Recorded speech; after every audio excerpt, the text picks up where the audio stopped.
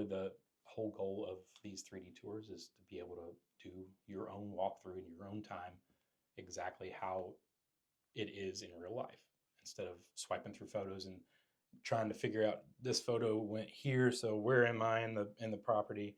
It's kind of difficult to understand sometimes, especially if it's not shot the right way.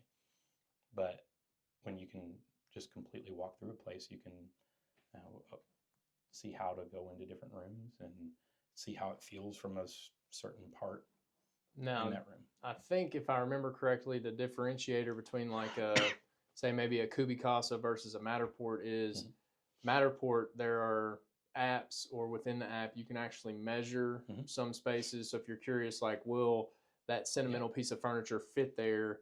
So in a situation where it's maybe a grander house, or there's a lot of different rooms where you can see specific furniture placement, maybe more on the Matterport side for people who are out of town. Because I've had clients who have moved here from larger markets that literally are picking spaces they will purchase based on, will my appointments fit within this house? Obviously, it's got to check a lot of the physical boxes, but then when we get down to like purchasing decision, you know, does that buffet that I purchased in some other country work here?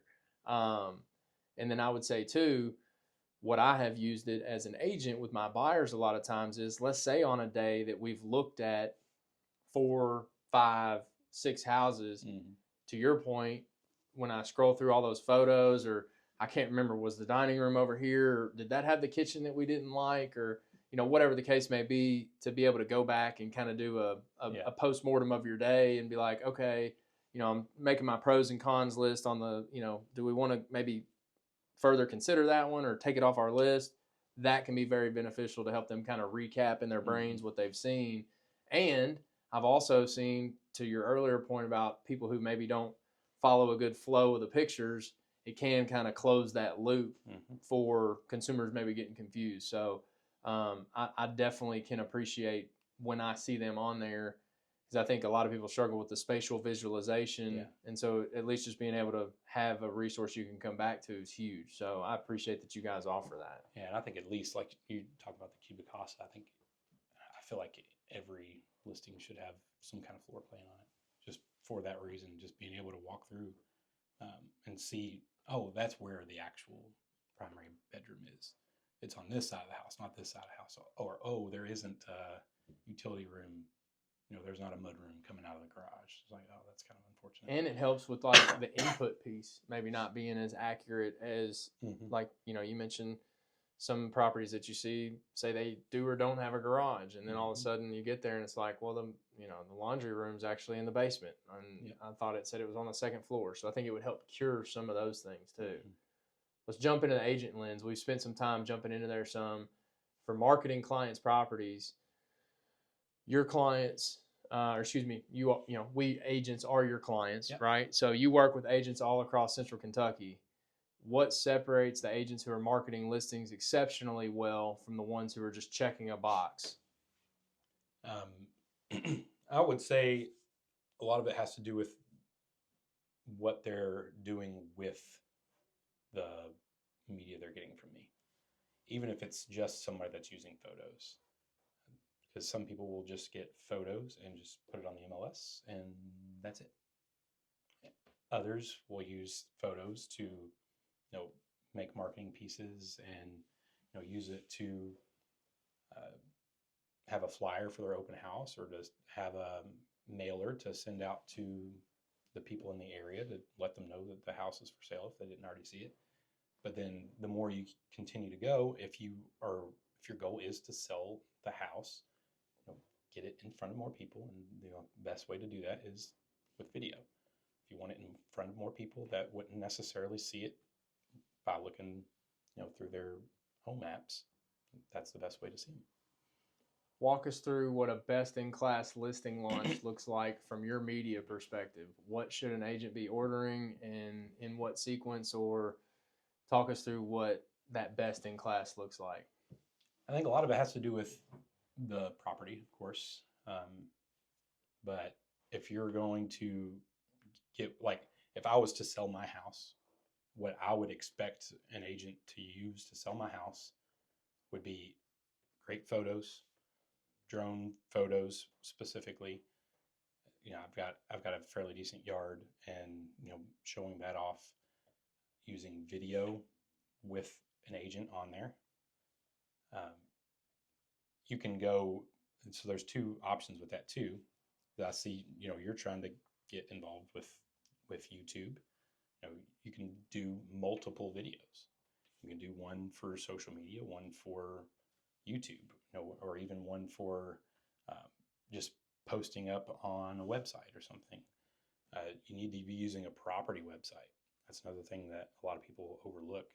Even people that already have those tools, at their disposal. A lot of Keller Williams agents they have that and don't even use it, where they can have a property website specifically for that property and send it out whenever people ask things, and they can collect data off of that website. We have those too for people that use our services that comes with every time they order, where it's one link just for this property that doesn't get linked back out to Zillow or some other lead generation site that's going to steal the lead from you. This is, you get the lead yourself. You have to have something like that. You have to give people a call to action. Because if you're not giving people a call to action, what you want them to do because they watched your video, or because they looked at your carousel post on Instagram or your YouTube video, if you're not giving them a reason, if you're not giving them something to do because they watched your video, a view is meaningless.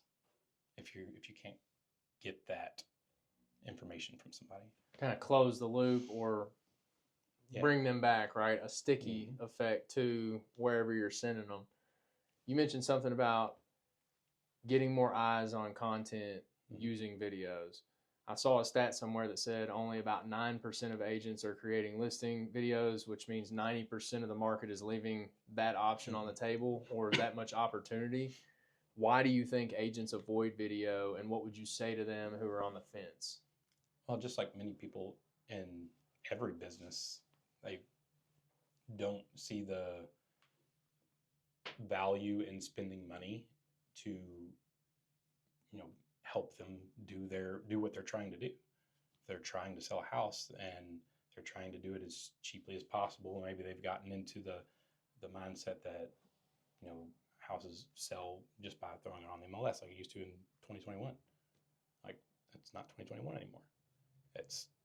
And if anything, if you were doing it back then, if you were actually doing it the right way, you're going to get more listings because you're doing it better than everybody else. If anybody can sell a house, then why not give it to the person that's doing it for 1%? Like, you have to give people a reason to give you a commission. Like, make it happen. And those things are what sells a house anyway.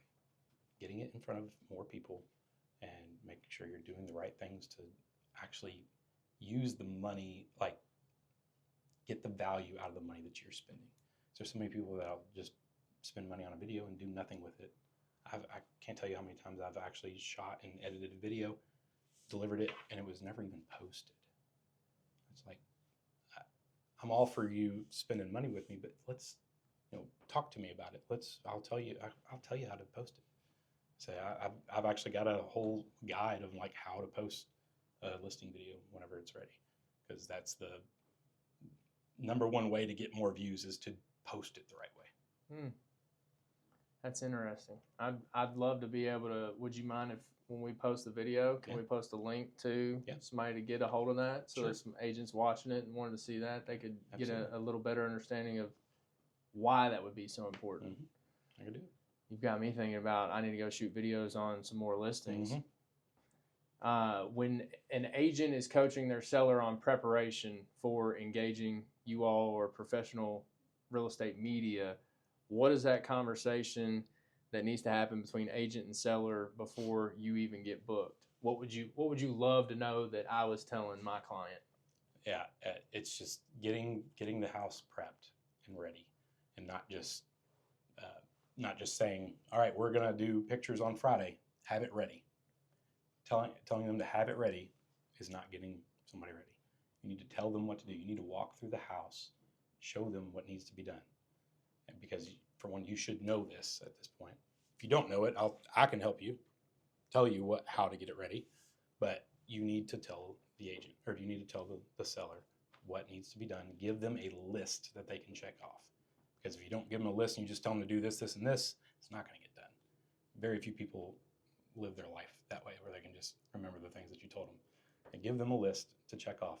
That way, that when I do that, when I go walk through a house and tell people exactly what to do, every time I am shocked when I get there and it's actually done.